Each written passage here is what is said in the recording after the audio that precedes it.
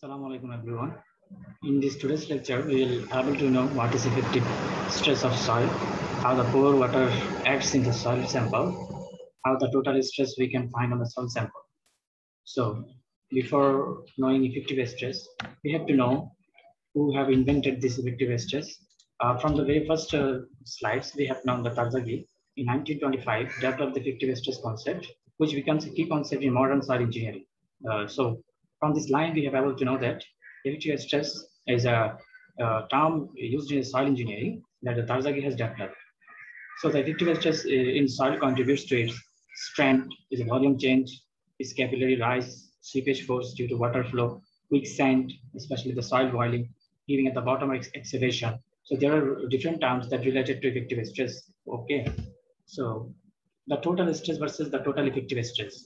So the term total stress and the effective stress, we have to relate this term. So before relating that term, we have to know how the soil particles combine with each other, how they are forming their bonds, how they are internally combined with each other. We have to know that concept. Okay, so soil is an assemblage of particles of different shape and size.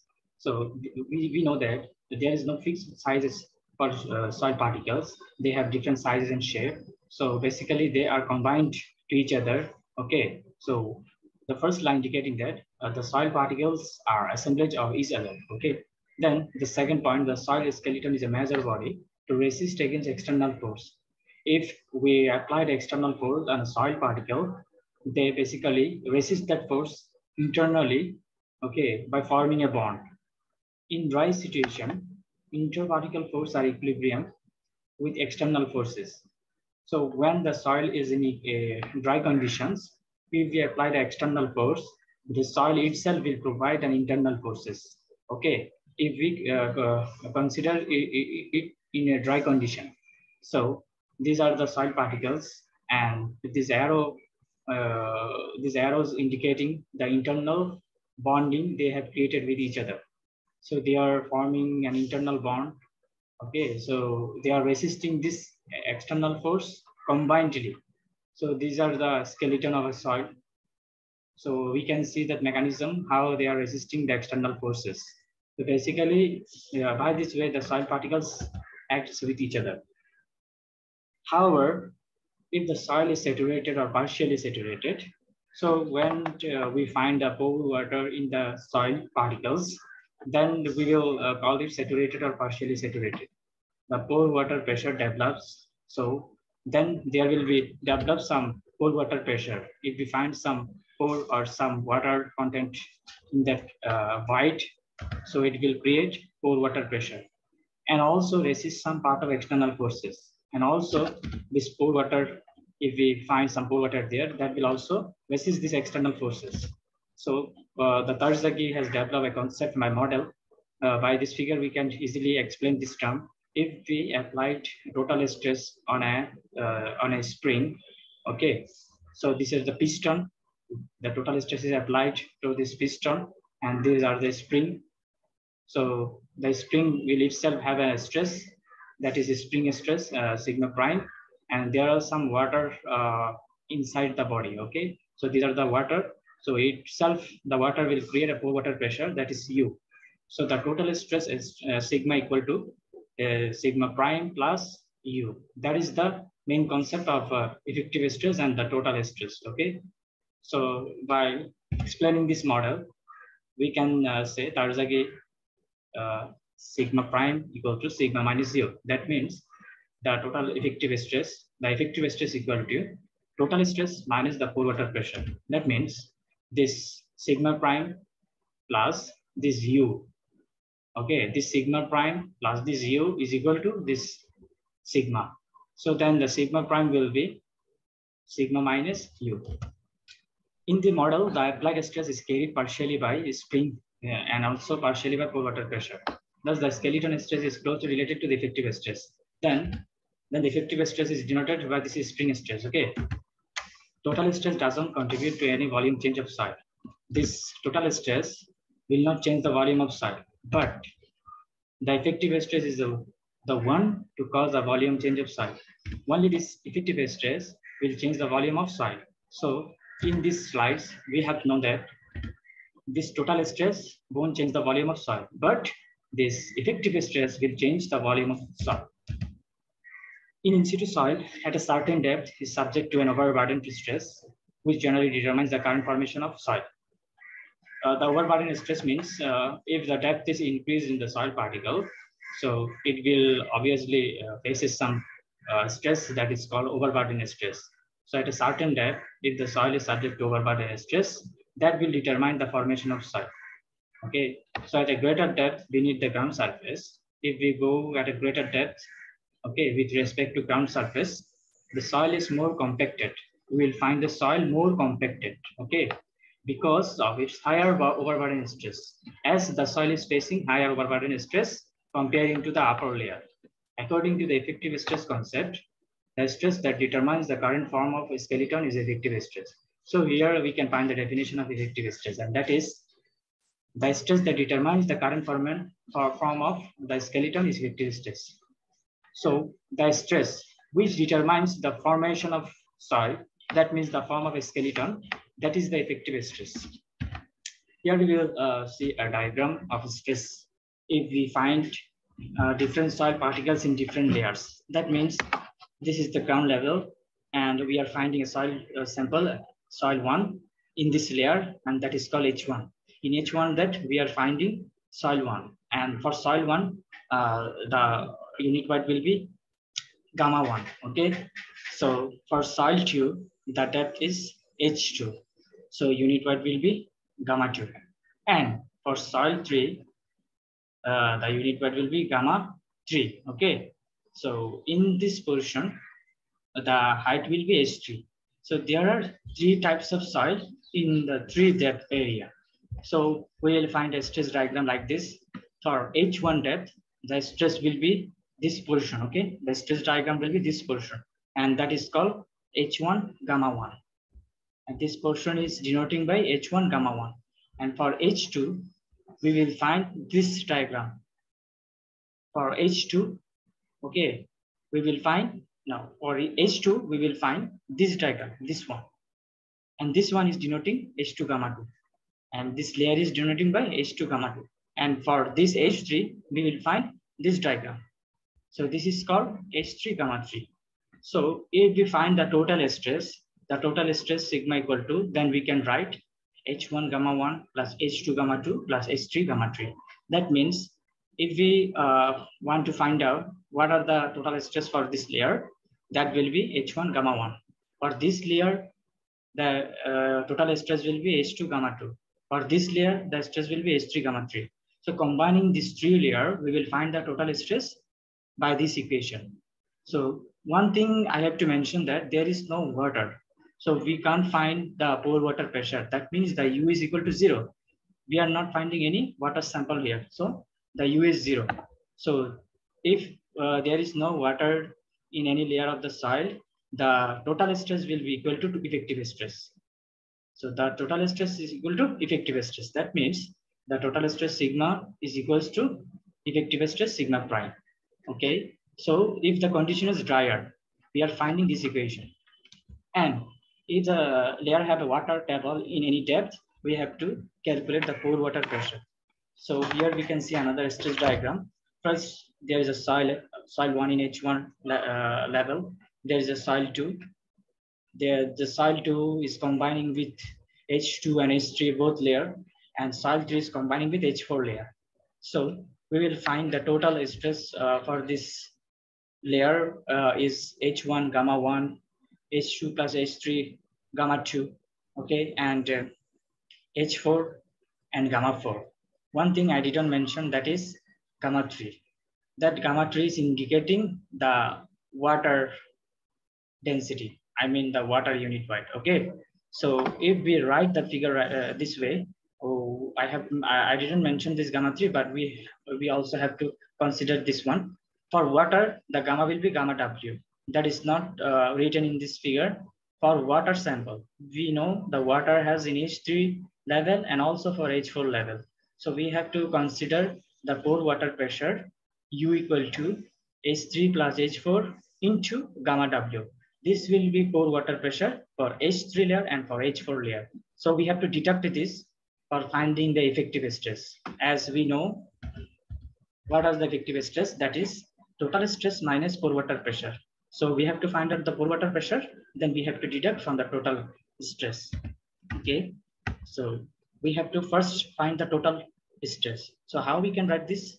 H1 gamma 1, H2 gamma 2, H3 gamma 3, H4 gamma 4. We have to we have to take a summation of all these stresses. Okay, so this will indicate the total stress. Then we have to find the pore water pressure. That means we can see the water table is below this, below the this. So this is H3 and this is H4. Okay, below H1 and H2.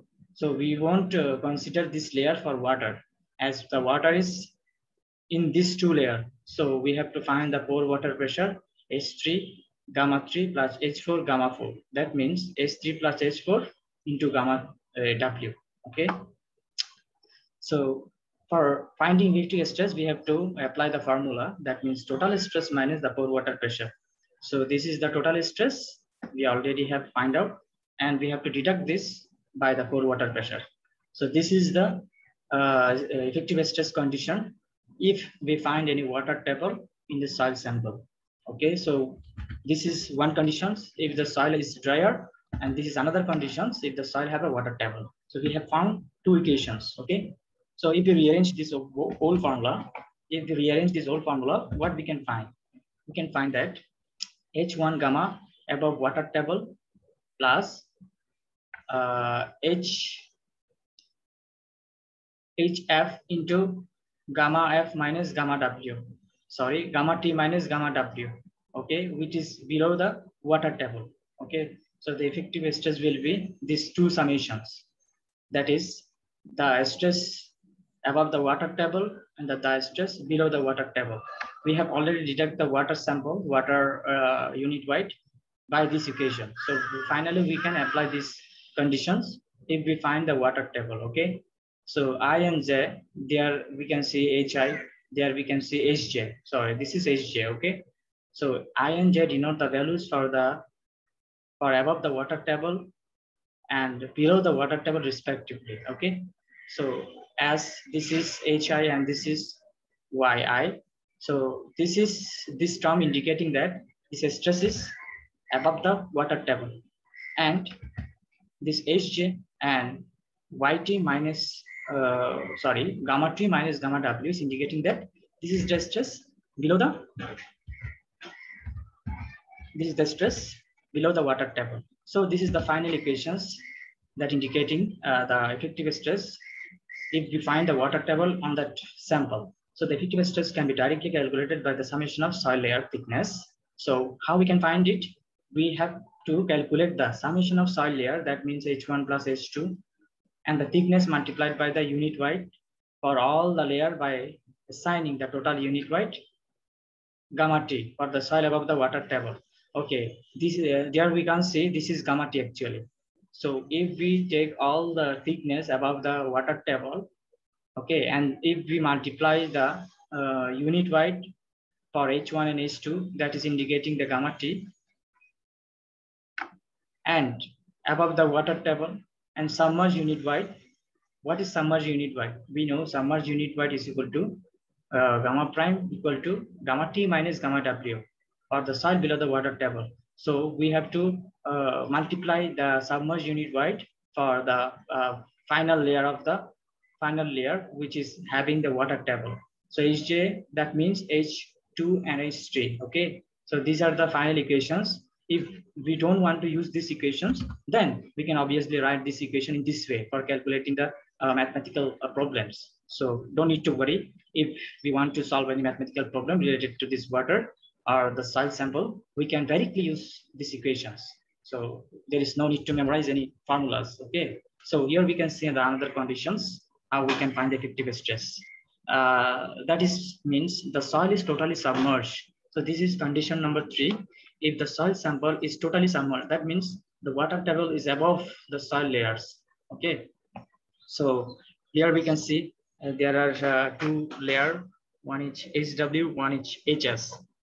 This is basically the water table, That's why the height is indicating HW, and this is the water unit weight, that is gamma W. So this is the soil sample that having the water table above. So this is HS, the soil layer, and this is the gamma S, that means the soil unit weight. So how we will find the stress diagram for that?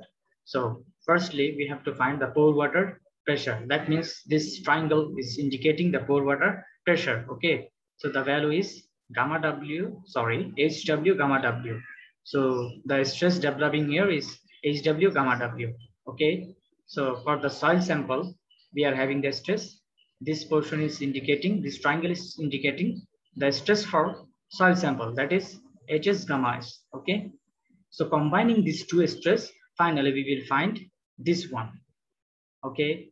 So the equation is written here, that is HW plus HS into gamma W. HW plus HS into gamma W, and this is for actually the pore water pressure. Okay, as we are multiplying the unit weight of water only, so this means this is for pore water pressure. That is, we know the U is indicating the pore water pressure. So if we only want to find the pore water pressure, then we have to use this equation, this side plus this side into gamma W. That means the whole pore water pressure we are finding through this equation. Okay. So if we find only effective stress sigma prime, then how we will find? We have to take the height only HS, and we have to multiply the submerged unit weight, that is gamma S prime. Okay, that means gamma S prime. So this portion, I mean this triangle is indicating the effective stress for the soil sample only. So there are three conditions. This conditions is these conditions. That means through these conditions we are knowing that this is the total stress. Through these conditions we are knowing that this is pore water pressure, and through these conditions we are knowing that this is effective stress. Okay, so there are three types of equations. So finally we have to find the effective stress for this soil sample. Effective stress is not affected by the depth of water table, HW. So as in these equations, there is no layer HW. So we can explain that this effective stress is not affected by this layer HW. There exists a very soft soils at the deep ocean bottom, even though those soils are subject to extremely high water pressure. If we consider some ocean or some sea, we can see they have a high water table, and beneath that water table, they have a soil. Okay, they have some sediments, so they are extremely having high water pressure. High water pressure acts hydrostatically all around the surface of the grain particle. This high water pressure acts hydrostatically all around the surface of the grain particles. Okay, thus it doesn't contribute to any increase in the interparticle stress. So as the water is acting uniformly throughout the soil layer, that means it doesn't increase the interparticle stress.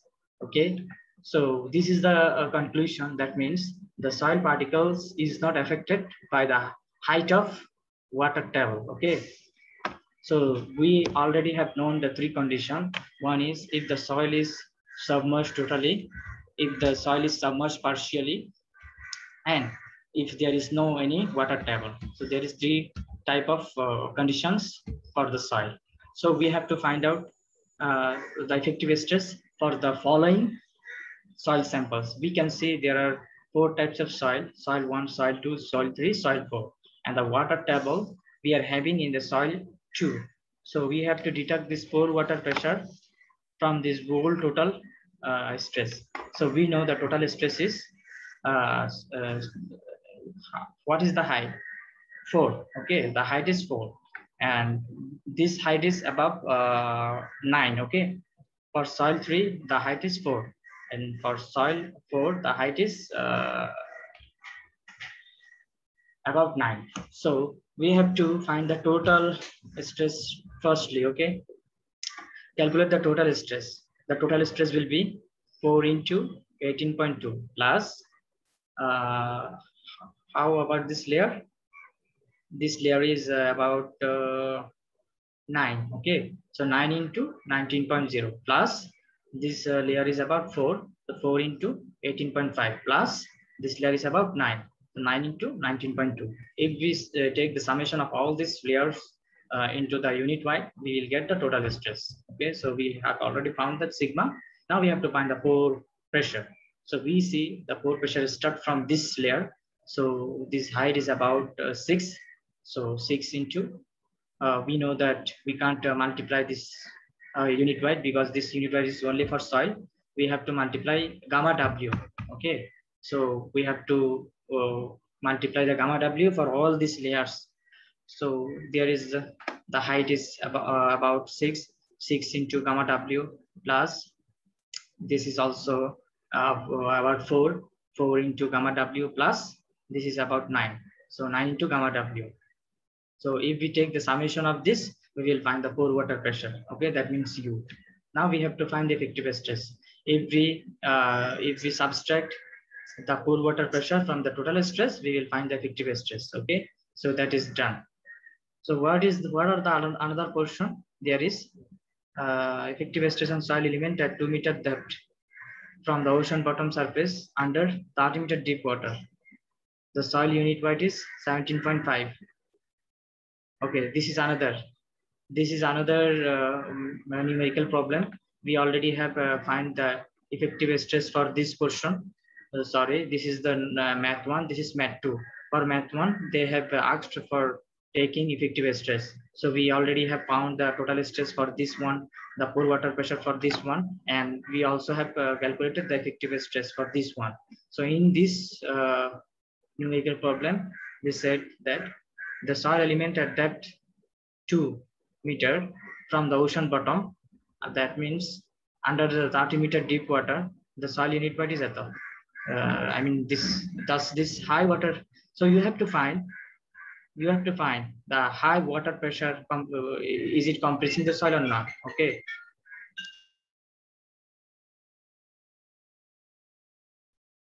So in this question, we can find the condition number 3. That means this one.